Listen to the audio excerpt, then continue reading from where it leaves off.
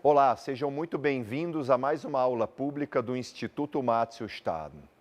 Gostaria de convidar vocês para uma aula do professor Maurício Mário Monteiro sobre a construção do gosto, música no Brasil no século XIX. Maurício Monteiro é mestre e doutor pela Universidade de São Paulo, autor dos livros A Construção do Gosto e Música e Vida Cotidiana em Minas Gerais, além de vários artigos sobre musicologia, música e audiovisual. É vencedor do prêmio APCA, Associação Paulista de Críticos de Arte de 2008, coparticipante com o texto sobre a música no tempo de Dom João VI, curador de música do livro Festa, Cultura e Sociabilidade na América Portuguesa e vencedor do Prêmio Jabuti no ano de 2002. Foi membro do Conselho Curador da Fundação Padre Anchieta, Rádio e TV Cultura. Foi diretor musical, coordenador, produtor, comentarista e programador na Rádio Cultura FM de São Paulo e apresentador na TV Cultura. Atuou como colaborador da Folha de São Paulo. Foi também consultor de música para publicidade, avaliando trilhas sonoras em busca de plágio e fraudes. Foi autor de trilha sonora para exposições de artes plásticas e autor de várias séries radiofônicas, a destacar temáticas diversas. Ministra cursos sobre música e cinema no Brasil. Está em processo de conclusão de um pós-doutoramento em História na Universidade Federal de Ouro Preto e em Música na Universidade Federal da Paraíba. Espero que aproveitem a aula com o professor Maurício sobre a música no Brasil no século XIX.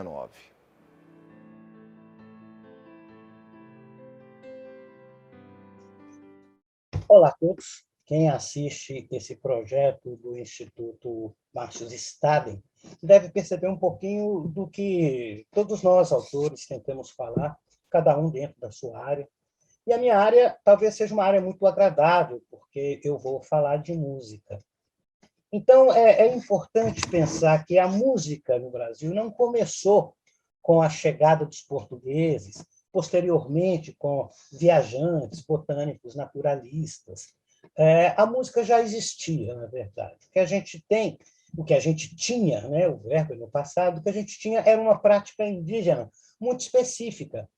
Essa musicalidade indígena, predominantemente melódica, ela vai contribuir para a formação tanto de um gosto quanto de um estilo e, posteriormente, uma estética que vão surgir no século XVIII, na primeira metade do século XIX, até chegar, por exemplo, até Villa-Lobos.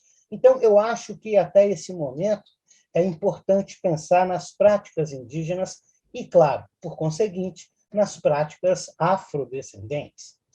Não dá para descartar isso.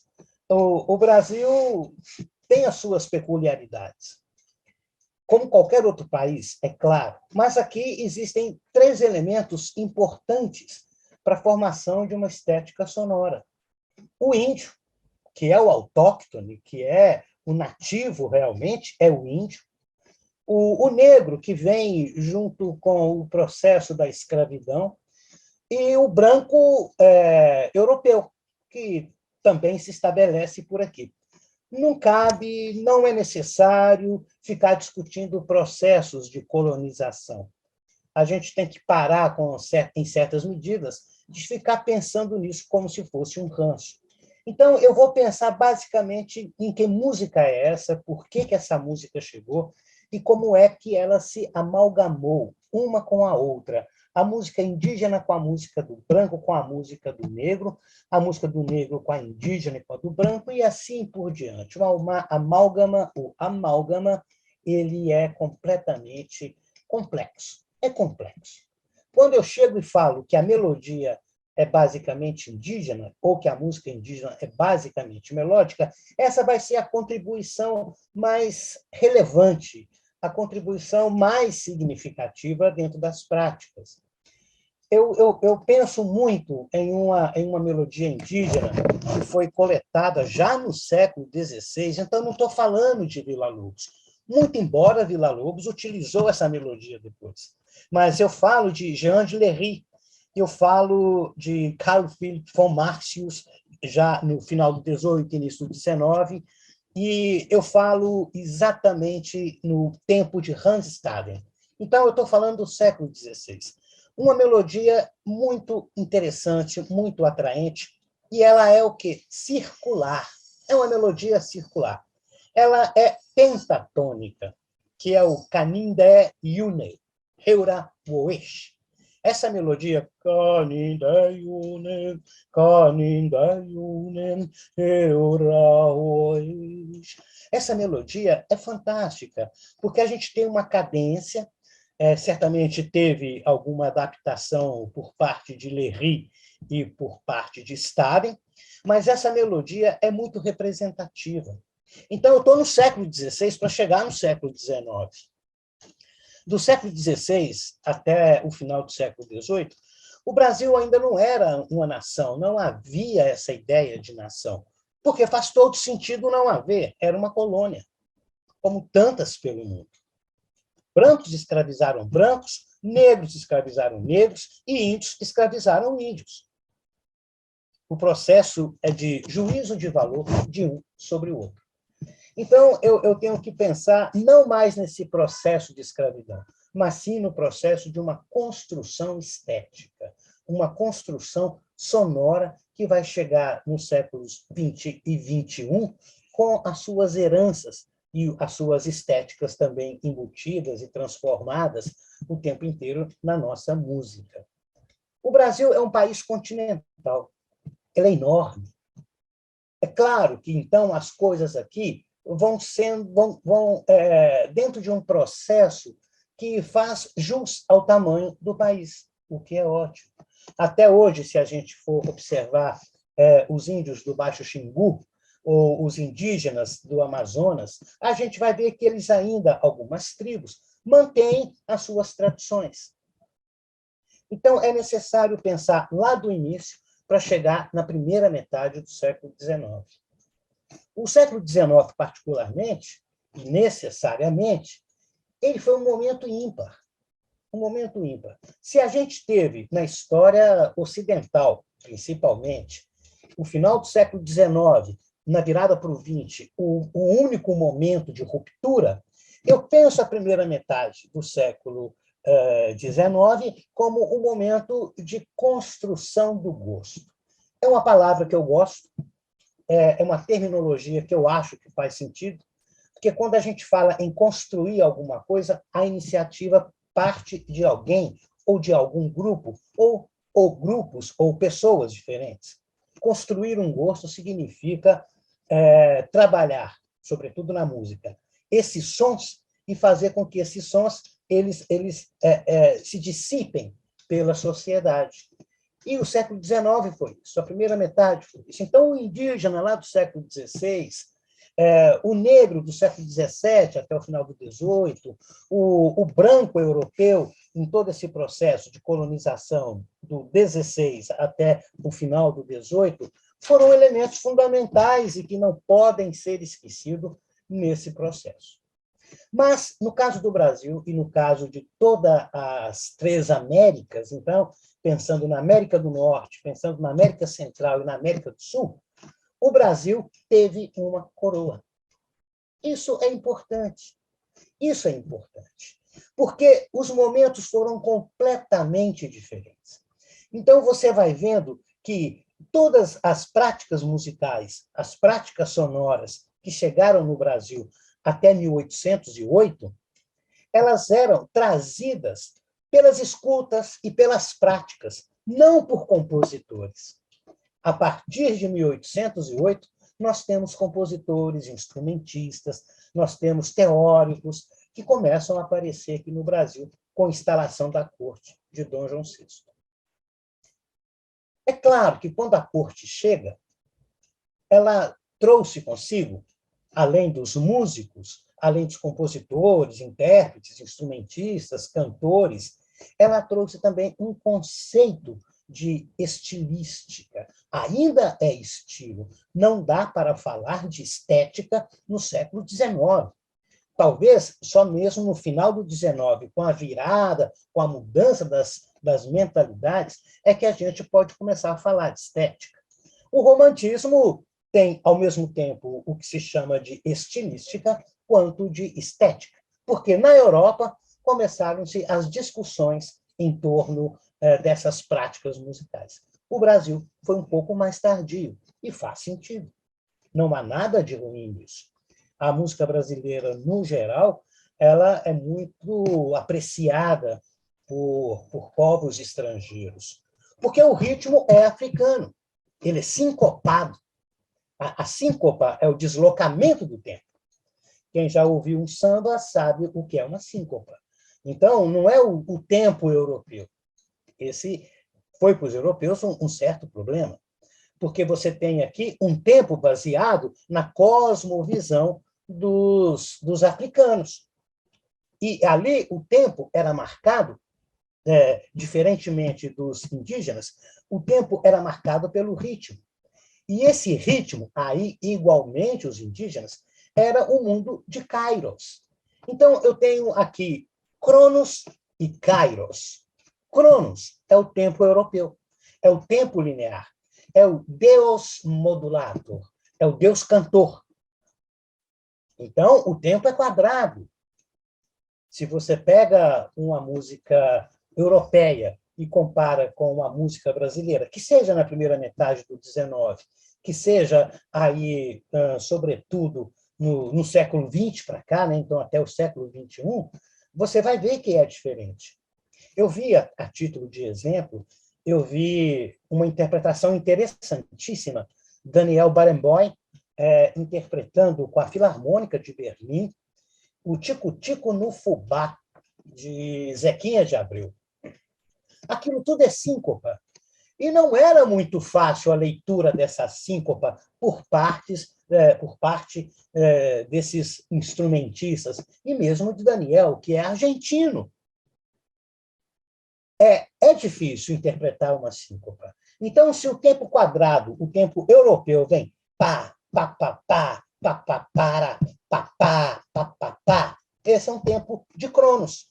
O tempo de Kairos, ele não é mensurável, ele não é medido, ele é baseado nas moções. Então, tal época do ano chove, tal época faz frio, tal época colhe-se, tal época planta-se, e assim por diante. Então, o tempo era medido nas moções. A gente chama de Kairos, Kairos, com K, o tempo de Kairos. Então, essa história, eu já ouvi isso, inclusive numa banca de concurso, uma universidade prestigiada aí, que o primeiro problema que os europeus encontraram nas Américas foi o índio. Não, não foi. Foi o tempo. Foi o tempo. Por que o tempo? Porque se muda a concepção do tempo, muda-se também a concepção das práticas, das atividades, das práticas laboriais. Muda-se tudo. Então, índio não é problema para quem chega aqui, os espanhóis e os portugueses no início, quem chega aqui de cavalo, com cachorro, com arcabuzes, que são armas de fogo. Índio está com arco e flecha? Não. Então, índio não é problema. O problema era o tempo. Por isso que o tempo de Cronos começou a se amalgamar com o tempo de Kairos, existente aqui e trazido pelos africanos. Nos africanos, a gente encontra essa síncopa, que é esse tempo quebrado. Essa síncopa está presente nas práticas afrodescendentes nas Américas. Porque, por exemplo, que vai dar blues, vai dar rhythm and blues, vai virar spiritual nos Estados Unidos. Na América Central vai virar cúmbia, vai virar rabaneira, que é uma herança espanhola. E por que no Brasil vai virar samba? Tem a ver com o tempo, tem a ver com o ritmo, tem a ver, obviamente, com as práticas culturais. Então, é claro que isso é muito mais extenso. Mas temos que lembrar que a melodia indígena o ritmo africano e a harmonia europeia são fundamentais para entender essa prática que está na primeira metade do século XIX. Com a instalação da corte, em 1808, todos esses músicos que vieram, esses instrumentistas que chegaram aqui, vieram também partituras. E tem, basicamente, dois músicos europeus que são importantíssimos. Primeiro é um português, com claras influências italianas, sobretudo da escola napolitana, que é Marcos Portugal. Ele chegou aqui em 1816. Portanto, ele ficou em Portugal, primeiro na Itália, depois em Portugal, no momento da invasão napoleônica, da expansão napoleônica, quando Lisboa foi tomada por Junot, que era o marechal de Napoleão para as suas causas dentro da Europa. Depois, tem um outro músico, compositor, que foi também, junto com Marcos Portugal, professor dos filhos de Dom João VI, já no Rio de Janeiro, que foi Sigismund Ritter von Neukomm. Ele é austríaco. Então, Neukomm traz para cá o que a gente pode entender como uma prática do classicismo vienense. O classicismo foi talvez o auge da música tonal. O romantismo é uma outra história. Nós ainda não estamos no período romântico aqui no Brasil, embora já se comece a ensaiar, pelo final do século XIX, alguma estética romântica, algum estilo romântico. Mas o estilo clássico veio com Neukomm, com Sigismund Neukomm. Neukomm foi professor das princesas, professor de Dom Pedro, e foi o melhor, na verdade, o predileto, o mais predileto aluno de Franz Joseph Haydn. Olha que interessante isso. Haydn até dizia assim, de todos os meus alunos, o mais genial, o mais proeminente é Mozart.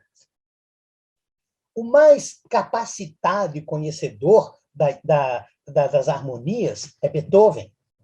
E o meu predileto é Neukomm, porque Neukomm acompanhou Haydn até o final da vida dele.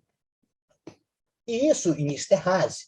E isso é tão importante porque Neukomm e Marcos Portugal trouxeram simultaneamente a música italiana, Marcos Portugal, e a música que havia de mais atraente e mais interessante na Europa, o classicismo vienense.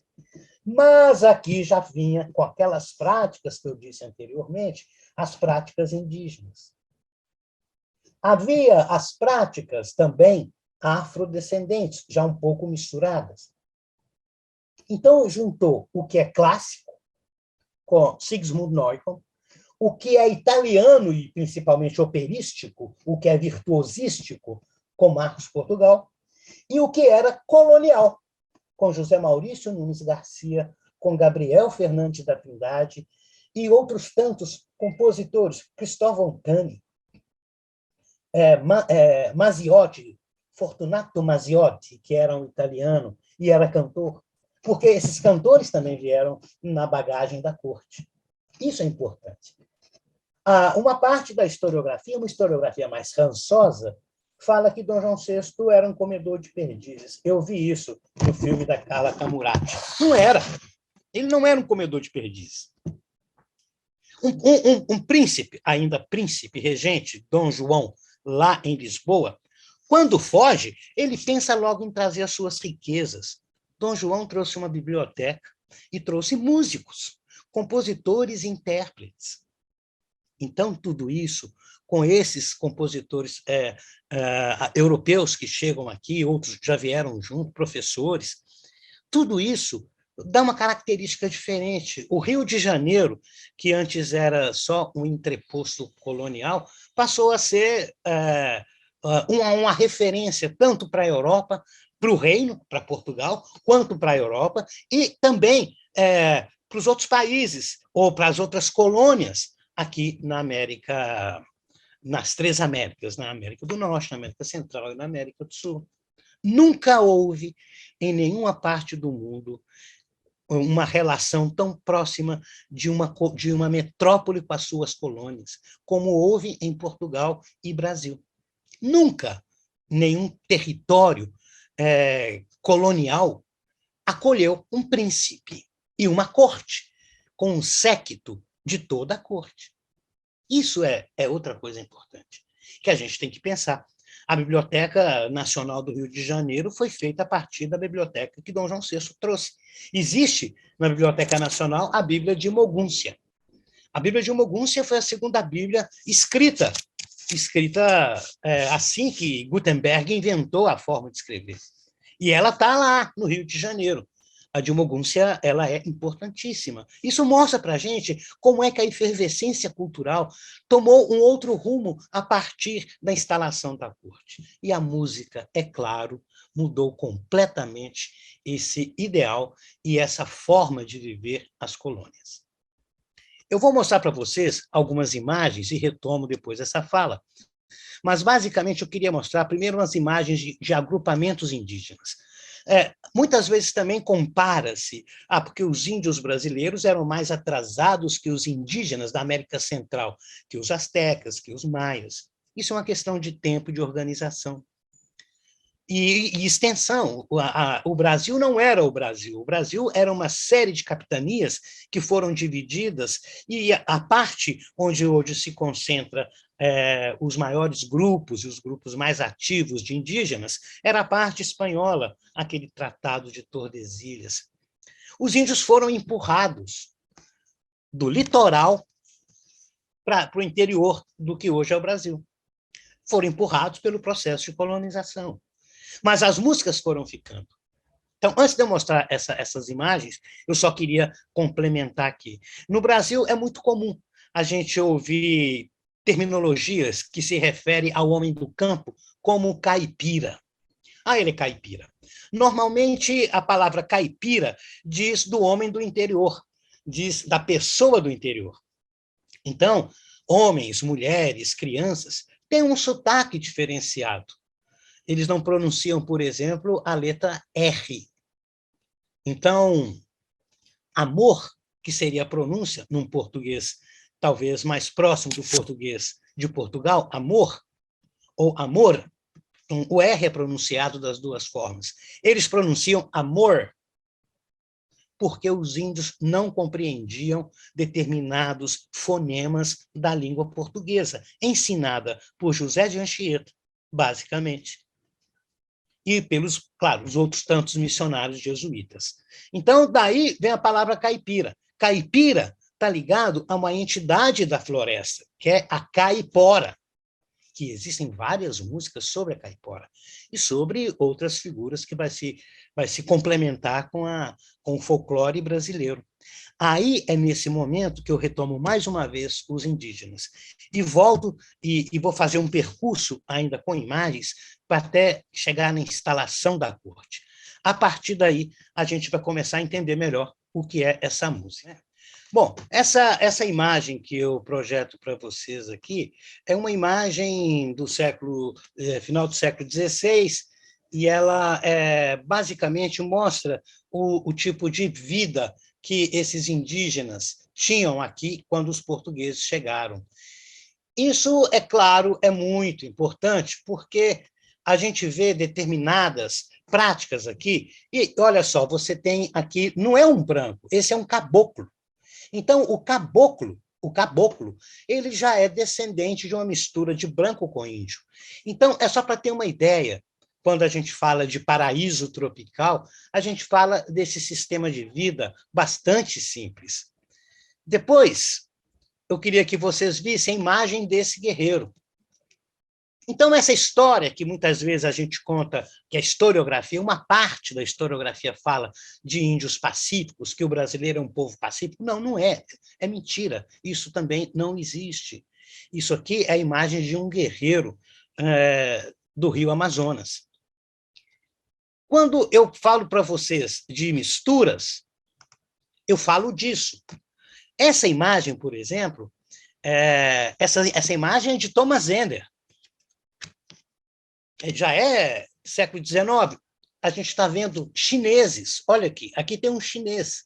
Então, aqui tem outro. Então, a corte, quando chegou no Brasil em 1808, ela trouxe também outros povos para povoar, para trabalhar, para minerar. Então, aqui, negros junto com chineses. E isso tudo faz parte da mistura. Uma das características, né? A gente tem que pensar, eu devia ter falado antes, mas agora eu digo para vocês o seguinte: eu penso em basicamente 3 tipos de música dentro de 3 grandes grupos de práticas culturais. Primeiro, a prática cultural de tradição escrita, é onde vai se inserir a música de concerto. Então, aquela prática que vem desde os monges medievais, com as escritas da música, desde Guido d'Arezzo até hoje. Hoje a gente aprende no conservatório, a gente aprende numa escola de música. Essa é a prática de tradição escrita. É a prática da música de tradição escrita. Penso também na música de tradição oral. A tradição oral, ou a prática de tradição oral, produz uma música que passa de geração em geração. É a música que eu vou mostrar em seguida. A música que vem de geração em geração, ela passa por processos de transformação de acordo com o local, de acordo com as escutas, de acordo com o público ouvinte, de acordo com o mecenas e assim por diante. Ela se transforma mais. Uma obra de Beethoven, uma obra de Heinrich Ignaz Franz von Bieber, que é fantástico esse compositor, uma obra desses compositores europeus, quaisquer que sejam, uma obra escrita no século XVIII, ou escrita no século XIX, ou escrita no século XVII, ou no século XVI, eu tenho uma partitura. Eu vou tentar tocá-la da mesma forma em que ela foi tocada lá nos seus séculos de criação. Então, ela não passa por muitas transformações. O que transforma são os timbres, mas a execução vai ser basicamente a mesma. Essa é a tradição escrita. A tradição oral, como eu havia dito, ela vai mudando. As interpretações são diferentes. Quando eu falei de Daniel Barenboim, com a Filarmônica de Berlim, interpretando Tico-Tico no fubá, eu senti que eles não conseguiram, por mais tempo que se esforçassem, em reproduzir as síncopas e o andamento do Tico-Tico no fubá, da música Tico-Tico no fubá. Isso tem no YouTube. Se jogar no YouTube e procurar Daniel Barenboim, Filarmônica de Berlim, Zequinha de Abreu, você vai encontrar lá. Então, eu tenho uma velocidade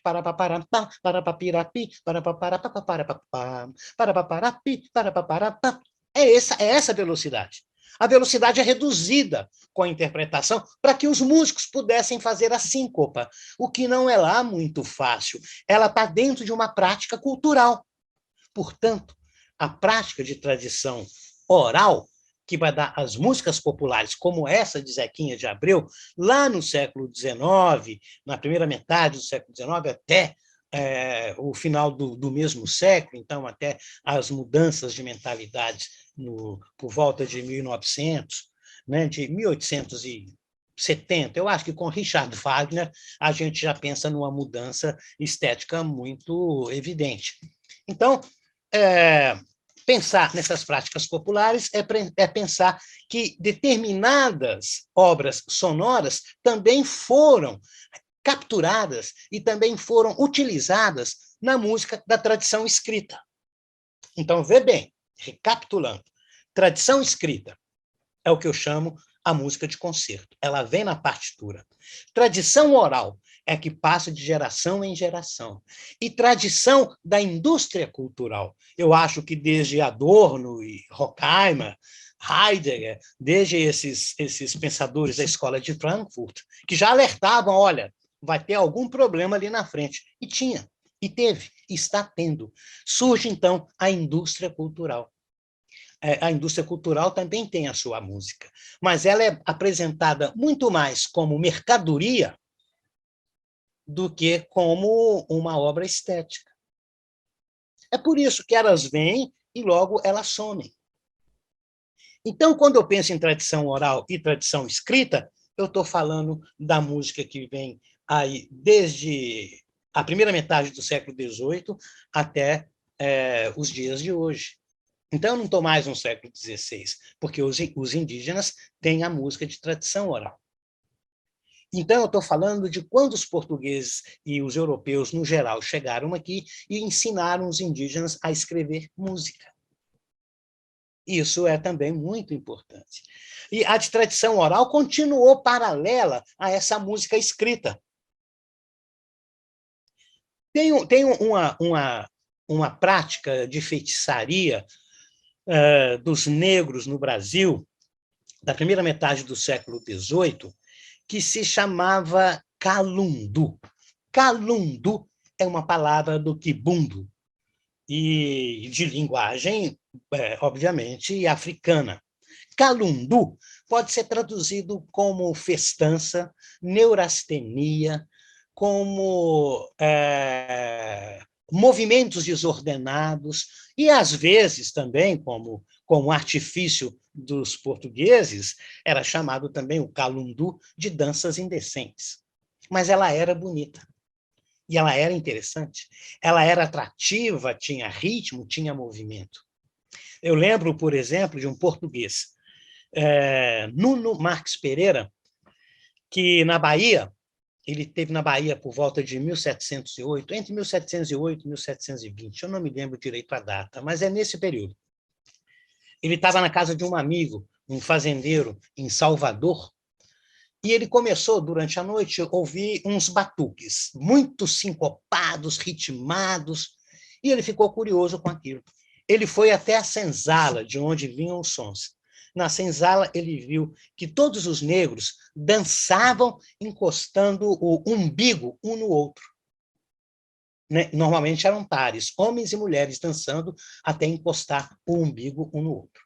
Esse movimento de umbigada, agora entre aspas, porque vai dar o nome para uma música depois, está vindo daí. A prática chamada calundu vai chegar no final do século XVIII e vai se tornar lundu. O lundu é, para a música brasileira, o que o spiritual é para a música estadunidense, por exemplo. Olha que interessante. Então, eu penso em lundu no final do século XVIII, esse lundu vira o XVIII para o século XIX, e ele ganha duas vertentes. Uma chamada de lundu instrumental, é um exemplo que eu vou mostrar para vocês, e outra chamada de lundu canção. Lundu canção e lundu instrumental vão se juntar depois com a capoeira, vão se juntar depois com danças ibéricas, como a rabaneira, que também chega aqui, como o shot, que também vem da Europa, que também chega aqui. Então, tudo vai ficar misturado ali com esse lundu. Por quê? Porque o calundu, que era só prática africana ou afrodescendente, vai se tornar lundu, que também vai ser praticada por brancos. Os brancos faziam lundus. E era muito interessante. Tomás Antônio Gonzaga chega a falar em um dos versos da Carta Chilena do viu batuque e do quente lundu. O batuque é só ritmo, então são tambores tocando. O viu batuque e o quente lundu, porque o lundu tem esse movimento de encostar o umbigo entre um e outro, entre homem e mulher. Então, esse movimento é tirado, do calundu sobra o lundu se bifurca em lundu canção e em lundu instrumental, junta com outras influências, tanto naturais do Brasil, ou africanas, ou indígenas, como, por exemplo, o batuque, que é basicamente africano, que é só som de percussão, junta com a rabaneira, que é uma dança também muito atraente e uma dança muito praticada na Europa, e vai juntar tudo isso e vai se transformar, no final do século XIX, em machixe. Machixe é uma dança, o machixe pode ser tanto cantado quanto só instrumental, que o machixe, no final do século XIX, aí já com Chiquinha Gonzaga, com Ernesto Nazaré, vai se tornar samba. Então, veja o processo. Não há como eu dizer da música do século XIX se eu não entender os antecedentes e os precedentes. Então, eu estou falando da música de tradição oral.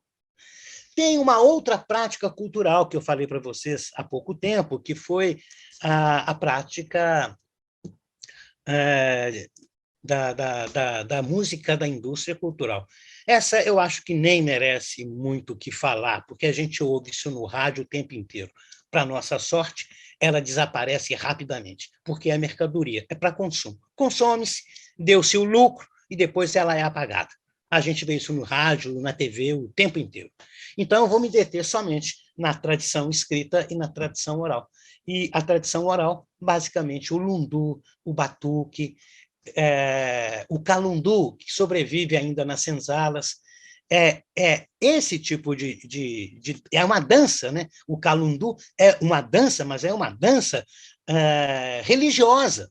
Ela está ligada às divindades africanas. O calundu é isso.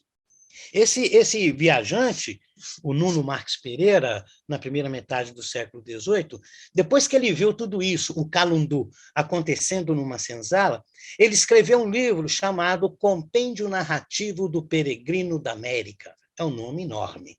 Mas ele escreveu isso em Lisboa, assim que ele voltou para lá. E nesse trecho que ele viu essa música, essa dança, essa prática religiosa dos negros na senzala, ele escreveu a seguinte observação: eu vi entre os brasis de brasa, né? Está ligado tanto à cor da pele quanto aos gentios. Então, brasis e gentios, na primeira metade do século XVIII, são quase que sinônimos. Esses brasis, quando cantam, tocam e dançam, eles invocam o diabo. Mas vejam bem, o diabo é um excelente contrapontista. É um muito bom músico. Faz melodias muito atrativas e, além de tudo, ele toca viola.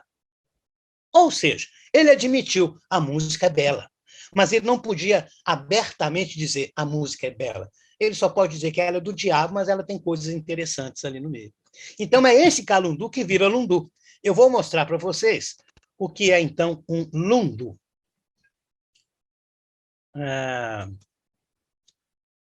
Eu tenho que abrir primeiro e quero que vocês escutem. Olha só como é que soa esse lundu. Aí eu estou falando, então, da primeira metade do século XIX. É um lundu que foi recuperado por Carl Philipp von Martius. Olha como é que soa. Ali tem tanto elementos europeus, quanto elementos indígenas, quanto elementos africanos. É isso que é atrativo. Eu vou abrir para vocês terem uma ideia do que é essa sonoridade. Essa imagem que eu estou mostrando é uma imagem de Jean-Baptiste Debré, que mostra um movimento de troca de prisioneiros às margens ali do Rio de Janeiro. Portanto, a imagem é do Rio de Janeiro, mas a música, que é o lundu, é uma dança, é um lundu instrumental recolhido por Martius, Carl Philipp von Martius. E percebam nessa música tanto características africanas, quanto indígenas, quanto europeias.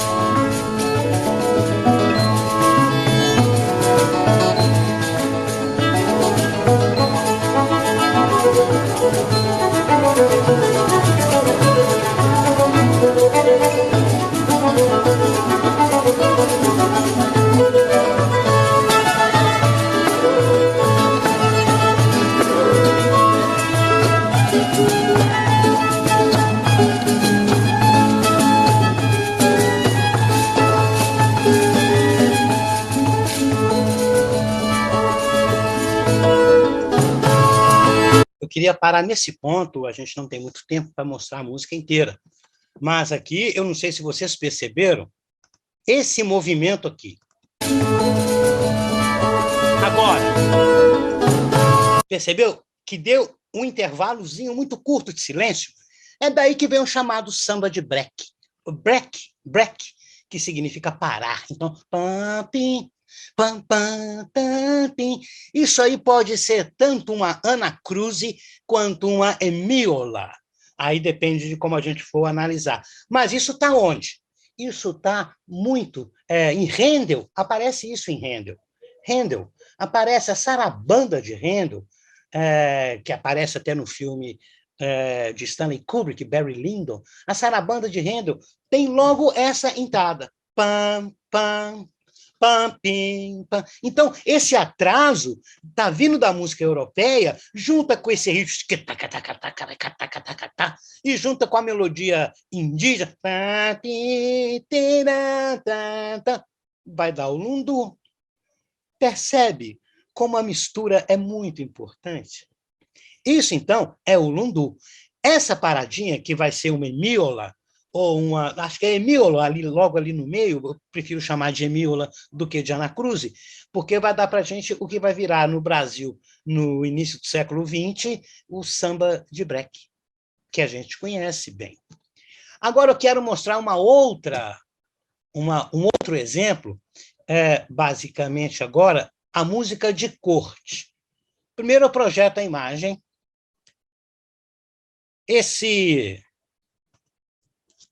Essa imagem que eu vou mostrar para vocês, eu vou aumentar ela aqui um pouco, é a imagem dos duetos concertantes de Gabriel Fernandes da Trindade. Gabriel Fernandes da Trindade era um violinista da corte de Dom João VI, e ele escreveu esses grandes duetos. Essa é provavelmente a primeira obra de câmara escrita no Brasil, de câmara, escrita no Brasil aí na primeira metade do século XIX. Então, esses grandes duetos concertantes para dois violinos, o violino era antes chamado de rabeca ou rebeca. Então, já vê que já mudou o gosto. Com Dom João VI, e sobretudo com Gabriel, autor dessa peça, o violino se tornou violino e deixou de ser rabeca ou rebeca. Rebeca ou rabeca são dois nomes que vêm do instrumento árabe, que é rabeb ou rebab. Então, olha só como tudo está muito localizado. Embora as influências... Eu lembro de uma poetisa fantástica, Cecília Meirelles, que ela fala: as pessoas vão e vêm, e com eles as ideias. É claro, a gente leva as nossas práticas, a gente absorve as práticas dos outros, e é assim por diante que vai se formando um gosto muito particular de um determinado lugar. E esse é o caso, por exemplo, do Gabriel com esses duetos. Essa é a capa da obra. Agora eu quero mostrar para vocês o que vai ser, então, essas sonoridades, né? O que vai ser a música. Eu não vou me estender muito aqui.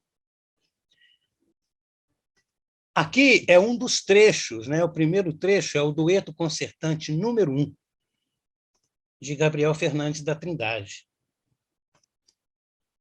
Ouça também um trechinho disso. Olha se não é basicamente europeu.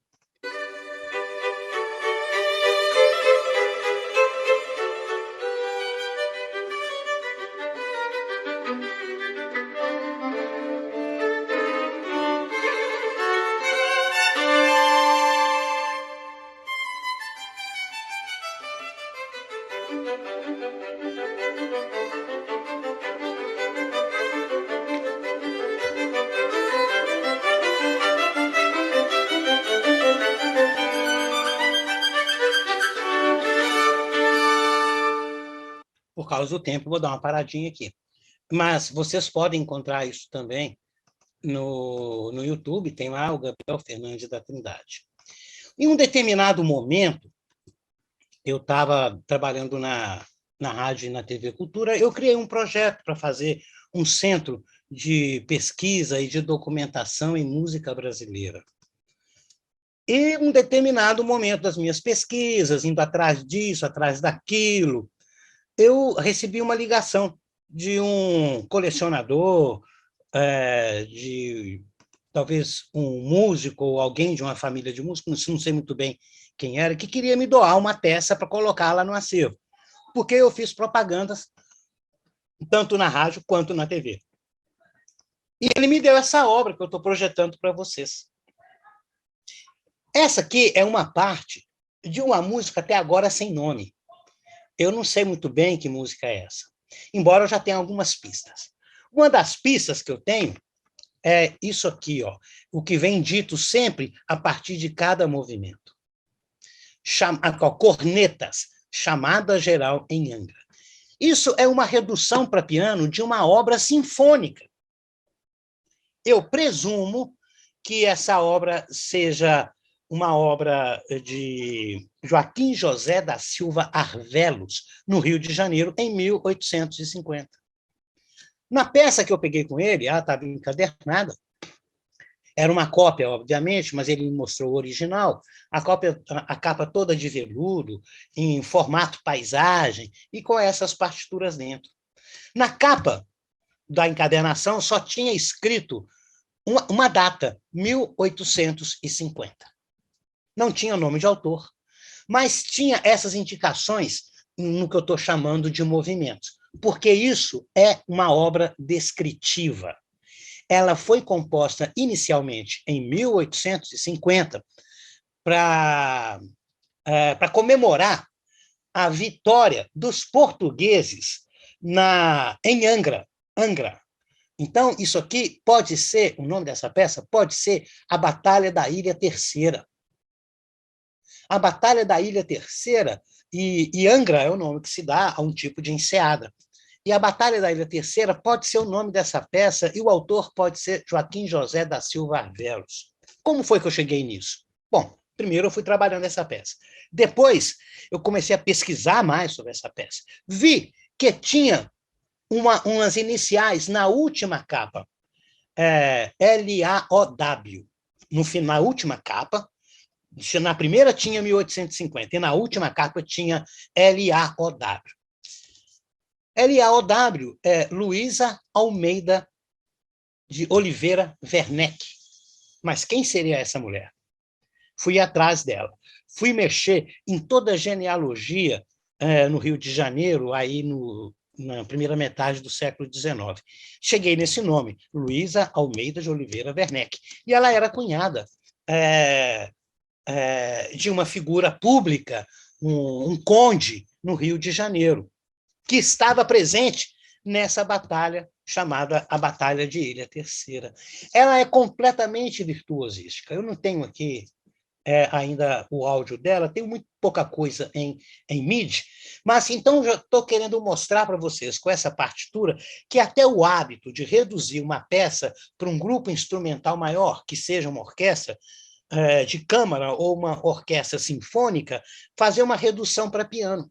Porque o Rio de Janeiro, com Dom João VI, começou a importar pianos e cravos. Os pianos eram ingleses, Broadwood.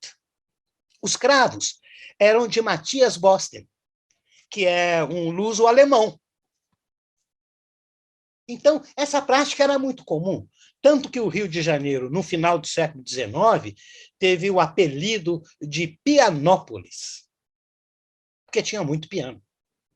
Então, piano virou um instrumento da burguesia romântica. E no Rio de Janeiro, na primeira metade do século XIX, essa peça é de 1850, essa prática também estava muito bem caracterizada, ou seja, toda casa abastada tinha um piano. Podia nem saber tocar, mas o piano representava também um status social muito atrativo. Quem tinha um piano em casa tinha aquele status social. Então, esse é um exemplo de como as peças podem ser utilizadas também como indicativo de uma prática socioeconômica. Agora, eu quero mostrar, mais uma vez, eu falei tanto do Noy, como falei do Marcos Portugal, eu não vou nem mostrar as imagens dele, porque isso aí vocês podem procurar, mas eu quero mostrar aqui uma abertura do padre José Maurício Nunes Garcia. Esse músico, que eu vou colocar para vocês, esse músico era mulato, ele era mulato, ele estava no Rio de Janeiro, assim que Dom João VI chegou, já encontrou o padre José Maurício lá. Neukomm chegou, encontrou o padre. Neukomm e Marcos Portugal, todos eles ficaram amigos do padre José Maurício. O padre José Maurício nunca saiu do Rio de Janeiro, era mulato. Portanto, ele era, embora hoje o termo seja um pouco pejorativo, mas naquela época o mulato era aquele indivíduo que estava entre as práticas africanas, né, entre os negros e os brancos. Então, ele não era nenhum nem outro. Ele era uma mistura dos dois. Portanto, ele não podia ascender à condição social do branco e não queria, por motivos óbvios, descer até a condição deplorável, porque a escravidão é deplorável, dos negros. Então, ele tinha que se ocupar de uma outra coisa, música. Vai fazer música. Por isso que tantos mulatos, eu vou chamar de mestiços a partir de agora, por isso que tantos mestiços acabaram se ocupando em setores terciários da produção dentro da sociedade. Então, ele ia pintar igreja, ia construir igreja, ia fazer música, como esse José Maurício. Mas, em um certo momento, Neukomm, o aluno predileto de Haydn, desafiou o padre José Maurício. Foi na casa de um inglês, daqui a pouco eu me lembro o nome dele, de uma família abastada, inglesa, no Rio de Janeiro. Deu para o padre José Maurício um tema e falou para ele: improvisa aí no cravo. Ele foi e começou a improvisar. Depois que ele acabou a música, Neukomm ficou maravilhado. Pensou, como que um homem dessa cor, nesse lugar, pode ter tanta habilidade, tanto estética quanto auditiva? Aí, depois, o Neukomm escreveu no Allgemeine Musikalische Zeitung, escreveu: encontrei aqui nos trópicos o maior improvisador do mundo, que era o padre José Maurício, e que ele é autor dessa obra que eu vou mostrar para vocês, que ela é muito interessante, é a abertura Zemira.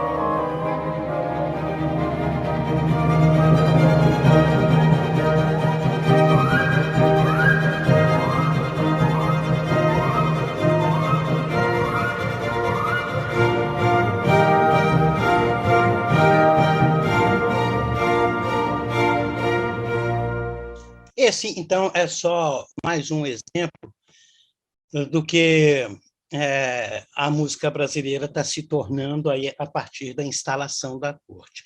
E não foi só o Rio de Janeiro. É claro que o Rio de Janeiro se tornou, por causa da instalação e da permanência da corte, se tornou um centro polarizador e difusor dessas transformações e dessas misturas. Mas isso se espalhou depois para o resto do país. A gente já percebe que, na primeira metade do século XIX, ainda muito distante de ter uma ideia de nação, mas já apareciam sentimentos nativistas.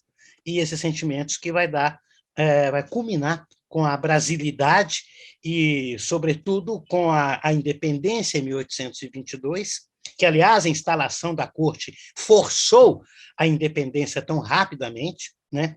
E vai culminar depois também com todas aquelas ideias nacionalistas da segunda metade do século XIX e, sobretudo, a Semana de Arte Moderna, em 1922. Então, 1822, a independência, acelerada pela instalação da própria corte, quando estava Dom Pedro I ali na corte, ele era o príncipe, que também era compositor. E 1922 são 100 anos em que as ideias se movimentaram todas e se transformaram no que a gente vai entender e do que a gente vai compreender sobre o que é a música brasileira, tanto na primeira metade do século XIX, quanto nessa música já nossa, já nacional, e absorvendo todas essas circunstâncias estilísticas e estéticas, né? A antropofagia é exatamente isso. Se no século XVI, Jean Gillery e Hans Staden acabaram detidos pelos indígenas,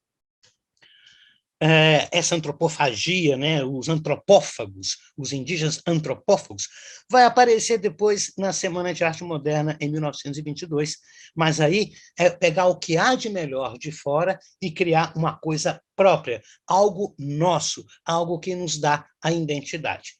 O que nos dá a identidade é a mistura, é a mistura. Qualquer parte do mundo, na verdade, é a mistura. Mas no Brasil, particularmente, porque a gente tem índio e negro junto com europeu. Então, a música brasileira é muito atraente nesse sentido. Tem vários outros exemplos, mas isso vocês podem conseguir muito no YouTube para ouvir, só colocar música brasileira do século XIX. Vai aparecer muita coisa. Tanto dessas músicas que surgem do lundu, quanto dessas músicas que vêm das práticas de concerto, como os duetos concertantes de Gabriel Fernandes da Trindade. Então, muito obrigado. Eu acho que foi bastante informação e foi muita coisa, mas eu espero que vocês entendam um pouco sobre essa música brasileira nesse período. O Instituto Márcio Staden agradece ao professor Maurício pela excelente palestra sobre a história da música no Brasil. Esperamos ter despertado o seu interesse no tema. Por favor, não esqueça de se inscrever no nosso canal do YouTube e de responder à pesquisa nos comentários sobre a palestra de hoje. Para acompanhar a nossa programação cultural, basta seguir-nos em nossas redes sociais, no Instagram e no Facebook. Muito obrigado.